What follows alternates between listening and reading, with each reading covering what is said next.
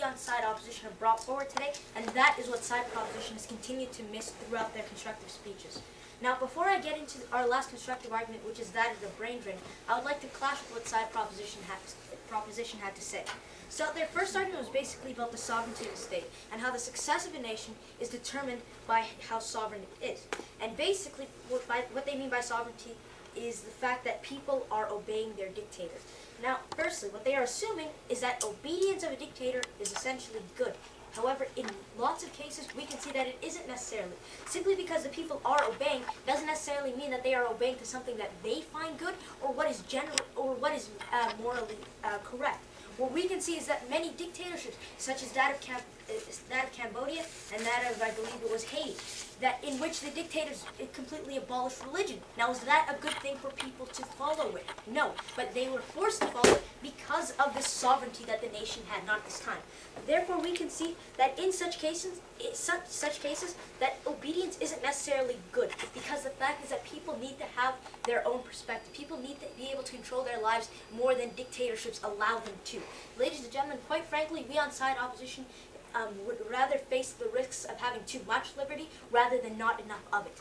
Therefore, we can see that this assumption of side proposition already has fallen. Now, their other assumption was that only dictatorships are sovereign. And like my partner said, that there are many weak democracies that have progressed over time. We can see the weak democracy of Estonia. We can see that there are countries that are progressing, however, it does take time. Like side proposition said, that they would rather have a strong democracy. However, the fact is that a strong democracy comes with time, and a strong democracy does not start out as a strong democracy. Therefore, they must start from this weak point in order to progress. This assumption that side proposition has, that a weak democracy will essentially stay a weak democracy, is completely false and is not going to be accepted by this side of the House.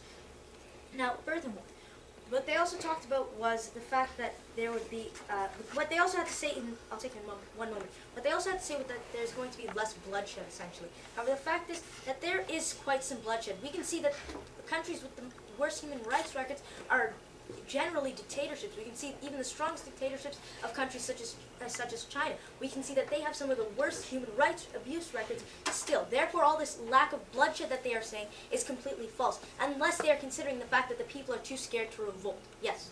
It is a pretty late question for the argument you just said earlier. However, about the weak democracies progressing, we see that ever since the fall of the Ottoman Empire and after the West's implementation of weak democracies in the Middle East, it has been close to 100 years, and these weak democracies did not progress. If this will calm side proposition, we will accept the Ottoman Empire. However, what side opposition will not stand for today is side proposition continuing to argue examples. The Ottoman Empire is an exception, not the rule. Therefore, allow me to go on to their second argument, which is that of decision-making. No heckling. Which is that of decision-making.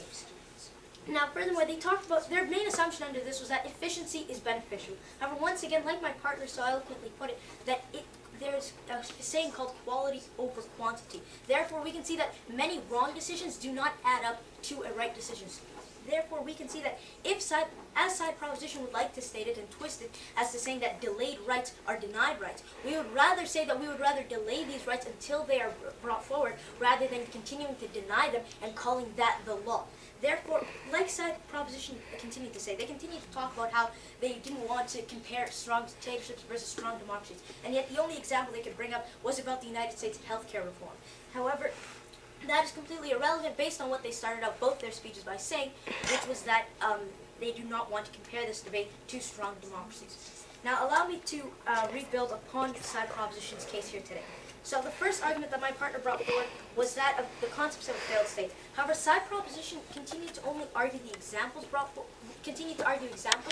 than arguing the actual analysis of this. They were rather arguing the fact and naming some dictatorships that are not failed states, rather than tackling the concepts of a failed state as a whole. They refused to clash with the issue of how communism is actually under dictatorship, and the fact is that in communism we can see that the wealth is split between the people and the government. However, what side opposition is advocating for is capitalism, which comes oftentimes in democracy, in which if there were to be a socioeconomic split, we would rather have that between the people rather than between the people and the government, rather than having the people's hard-earned money going towards the government. So therefore, side proposition completely ignored this case by saying Cuba is not a failed state, which was basically all they had to say. But once again, Cuba is an exception. It is not a rule.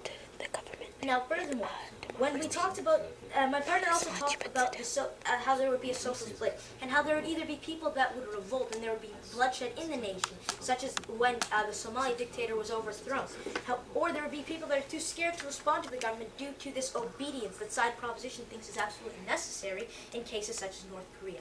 So allow me to delve into side proposition's final constructive argument, which is that of a brain drain.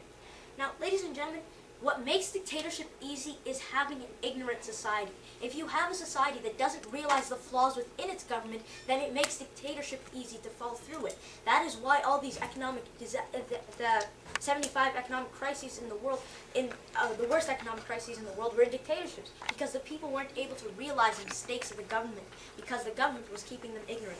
We can see in the case of 1990, President Nasra Opp of Turkmenistan at this time decided to shut down all public libraries, replace 1,500 well-trained healthcare workers with untrained military conscripts, just to keep the people ignorant.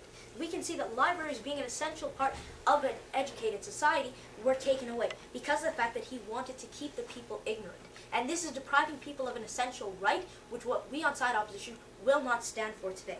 Furthermore, we can see in 2002, President Hu Jintao of China, one of the strongest dictatorships in the world, seemed to be the sleeping giant that decided to awaken, decided to place all political dissidents in re-education camps to teach them to have the mindset that the government wants them to have, to teach them to have the political views that Hu Jintao deemed appropriate and those that agreed with him. Rather than allowing people to have opinions, rather than allowing people to voice their opinions and see the flaws within a government that is making decisions that will affect them, he is deciding to brainwash them and deciding to alter their minds so that they will not revolt against him, to keep them ignorant.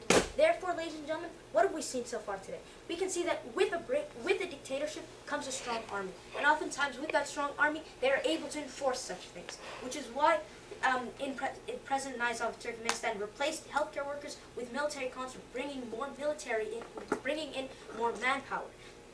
Once again, bringing in more quantity into the equation. But quite frankly, ladies and gentlemen, side proposition's debate has been based on examples, and very few, to be quite frank with you. The fact is that Ottoman Empire is only an example. The fact is that Cuba was only an example, and these are the only examples that they are continuing to bring forward. And rather than clashing with the actual concepts of a failed state, rather than clashing with the actual analysis of a social split within a society, side proposition has just thrown this to the side and just simply stated a few countries that do not have this case. However, ladies and gentlemen, while side proposition continues to run on examples, we on side opposition will not stand for the resolution, which is that, and we will not say that a strong dictatorship is better than a weak democracy. Thank you.